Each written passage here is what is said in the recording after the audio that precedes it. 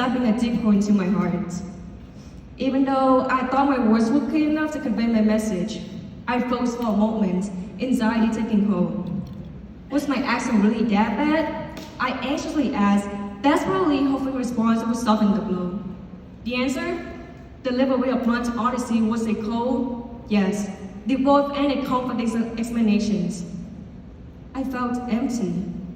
It was as if a storm had swept through, leaving behind a desolate landscape of shattered confidence and fragments of my ego.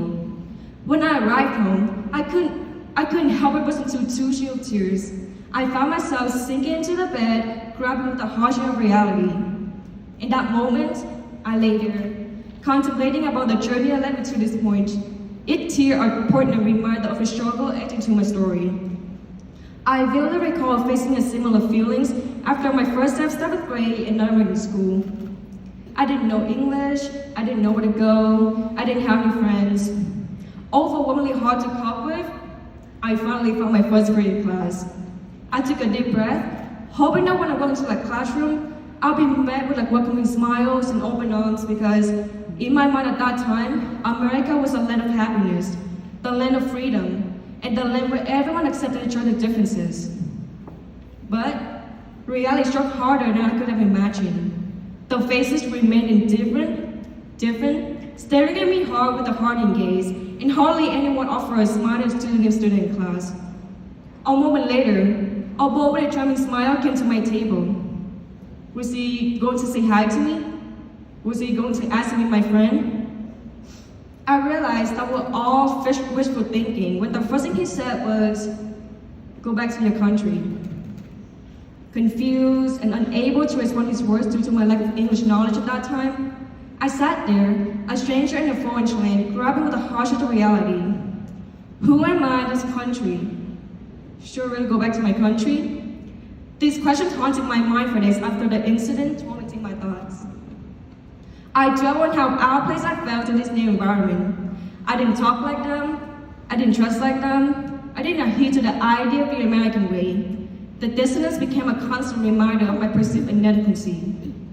In an attempt to fit the mold, I started buying more clothes than mirrored the typical American teenager's wardrobe. I committed to studying English for 3 hours every day after school, yearning to adopt an American accent, which obviously didn't work. I began to overhaul every aspect of myself.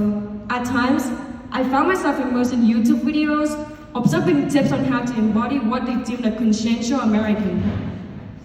It felt like I was slowly erasing my Vietnamese cultural identity. A sacrifice made in the pursuit of acceptance, the longing to belong led me down a path of self-alteration as I battled the internal conflict between preserving my roots or assimilating into a culture that seemed to demand conformity.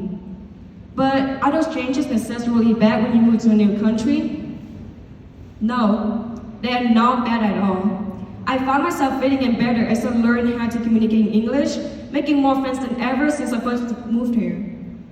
However, the one thing that still bothers me about trying to be more American is my accent. People still point it out, saying that I sound very Vietnamese. Many of me hated it. I used to spend hours speaking any English passage I found on Google to perfect my voice, but nothing changed. They can still hear it and it haunted me. But in the struggle to love what I couldn't change, I discovered acceptance.